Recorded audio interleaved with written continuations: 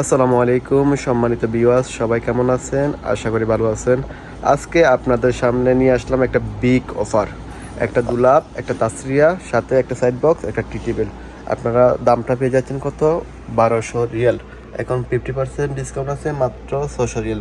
মাত্র 600 রিয়াল আপনারা পেয়ে যাচ্ছেন একটা তাসরিয়া, একটা দুলাপ, একটা টি টেবিল ছোট, একটা সাইড বক্স।